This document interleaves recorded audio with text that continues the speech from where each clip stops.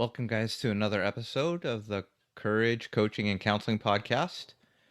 Uh, this episode is on two lessons that I learned from my first and second MMA fights. Those are also my only MMA fights. It's been 19 years since I competed locally in MMA. But before we dive into those lessons, let's start with a lesson from Teddy Roosevelt.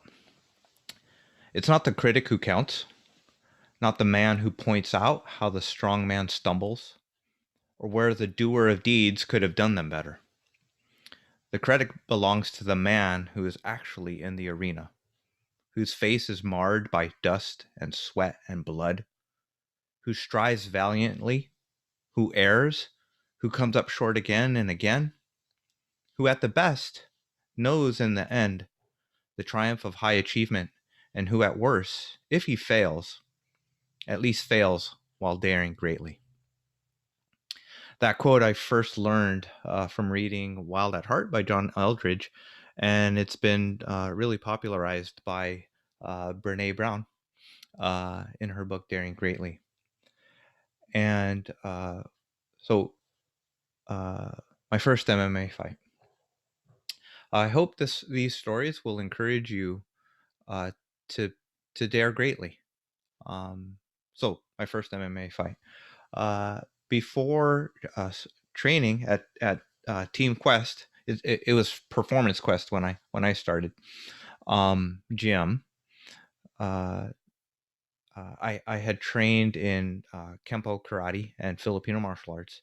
So back then in our MMA gym, we didn't do belt promotions. We didn't have ranking. We just trained, and most of the guys were training for fights, professionally. Uh, so I had trained for a year there, and right about then, Chael Sonnen and Kevin Keeney were uh, getting ready to launch the Rumble at the Roseland and the Full Contact Fighting Federation. And so when they started talking about this at the gym, I said, "Sure, sign me up. Um, I'll do an MMA fight." And so I still remember the um, the day of the event. We were getting ready. We were on the sidewalk going into the Roseland Theater, and the cameraman and a reporter from the local news, Coin news station, showed up. Were walking in with us, and so I started talking to them. Uh, and I started telling them about Evan Tanner, one of our pro fighters, and his story about how he had trained, self-trained by watching VHS tapes of the Gracies in action, because I could tell they didn't really know anything about MMA or jiu-jitsu. So they kind of shadowed me that afternoon during weigh-ins. Uh, Before the fights, we got into the cage to kind of feel it out. And back then, our gym didn't have a cage, so that was the first time I had been in a cage, and it was pretty like exciting and nerve wracking to be in there. Uh, so they ended up shadowing me. Um, so this this fight. Um, I ended up I fought a purple belt in jiu-jitsu, um, Joel Townsend, and I ended up if you get a tape of the fight, and it's a tape, not a DVD, because it was on VHS. Um, uh, Randy Couture and one of the local wrestling coaches, Coach Franklin, their introduction is longer than the fight. So if you see the tape, they're doing the introduction, and by the time they pan over to the cage, you're just in time to see me tapping to an armbar. I lost the fight in 21 seconds. Not a great start to an MMA career. Not what I had planned and trained for. So why am I sharing this?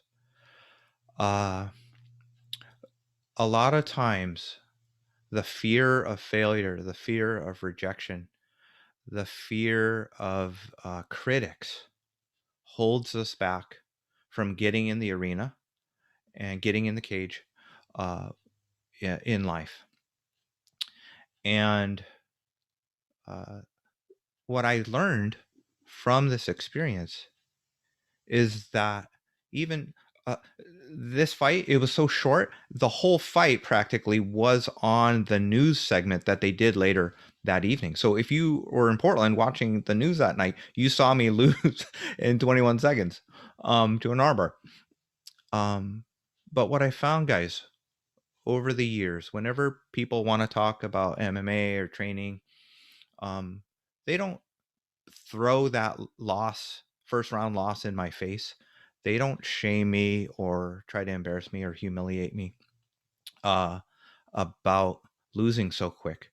Actually, I had no feelings of shame or humiliation. I was kind of disappointed that that I had let down the gym um, and my guys a little bit.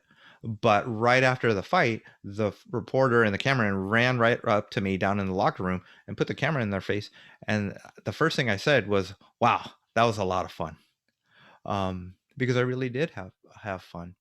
I knew that even though I made a mistake, I got a little too excited. The adrenaline, rookie mistake, overextended, got too aggressive, got taken down.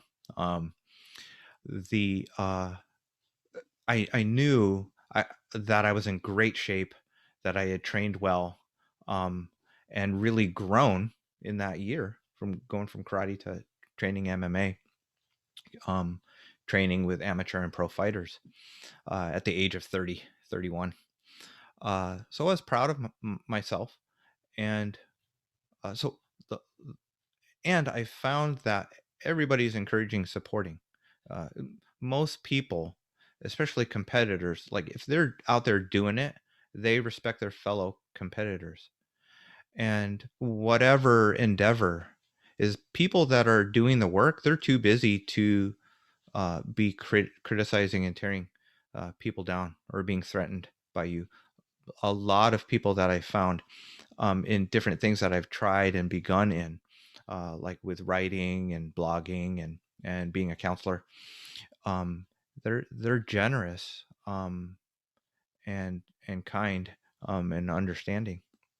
So whatever you've been thinking about doing or you're stuck in, I want to encourage you to be courageous, to dare greatly, to not let uh, external critics hold you back, and to not let your own inner critic hold you back from stepping in the arena. So that might be actually, if you've been thinking about training jujitsu or martial arts or MMA, just encourage you to join a gym and do it. Even pandemic, we're in a weird situation. So when the gym opens up, maybe it's just going back to the gym and getting active, joining a yoga class. Um, Maybe you feel stuck at work, and you need to make a change, but you're afraid. Just encourage you, whatever that next step, brave step is, to take it.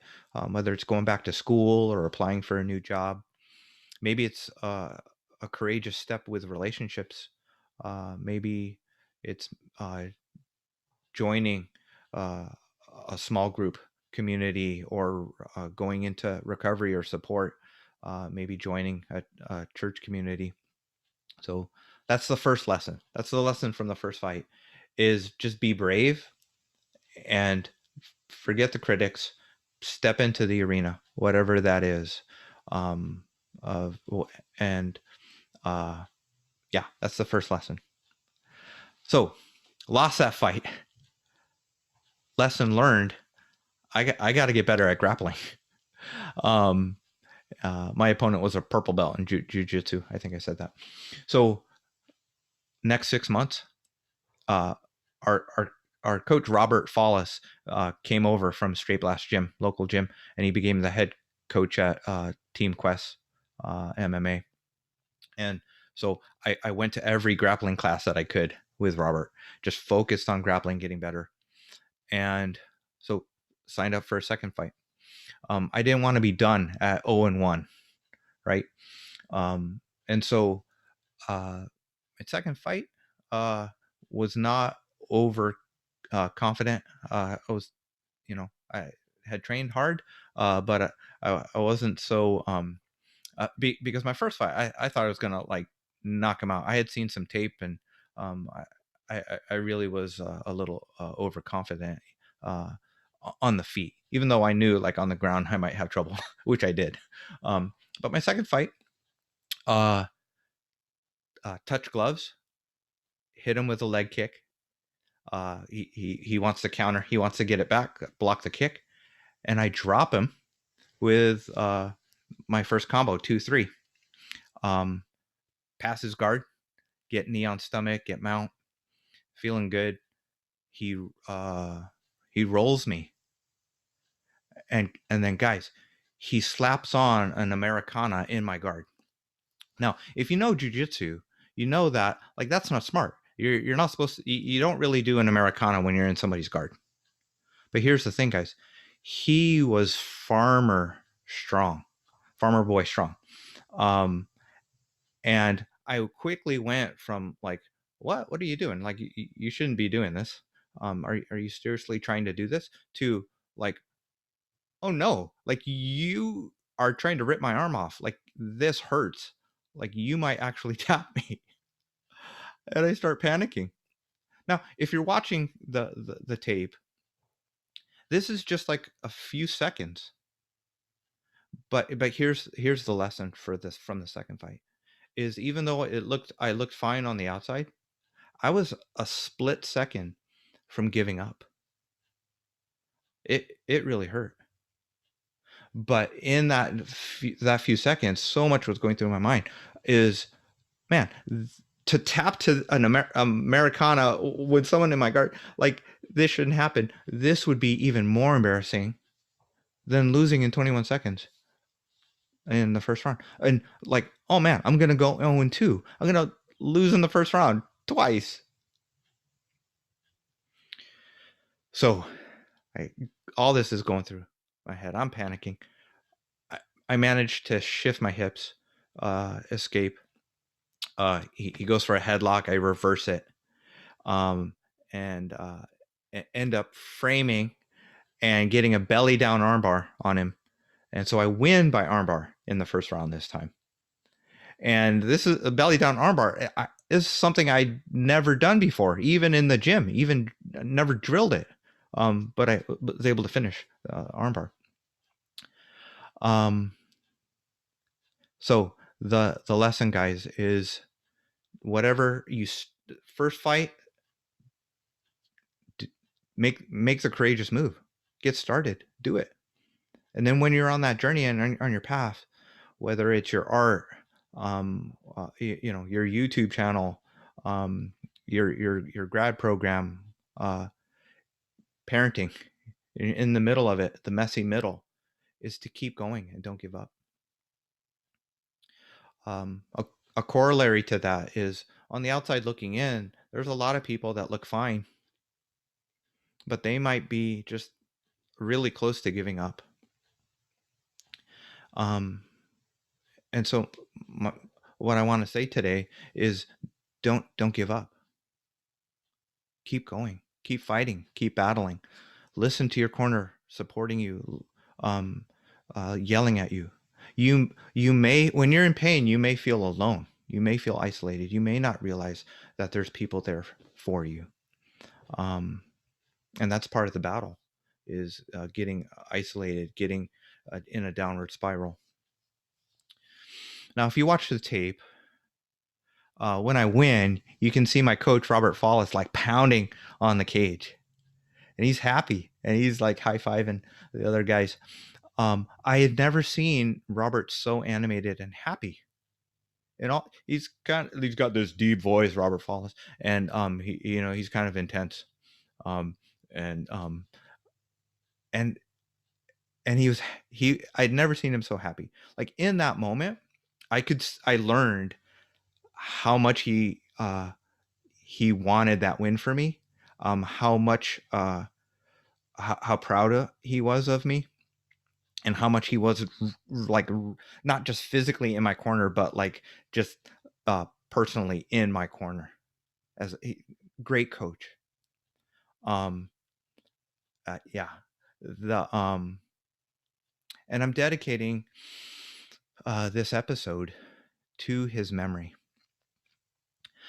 because a few years ago, Robert Follis, he ended up taking his own life.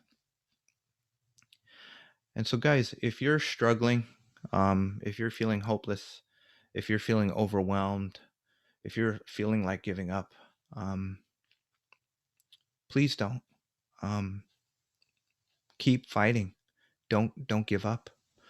Um, and if it's too much on your own, please ask for help. Reach out for help. Call the 911. Call the crisis line if you have to. I'm going to include the website, the phone number for the crisis line. There's also a line that you can text if you're struggling with suicidal ideation, if you're struggling with anxiety or depression and feeling hopeless. Guys, don't let the critics, real or imagined, don't let your inner critic hold you back from uh, doing what you need to do in life. Um, and and don't give up.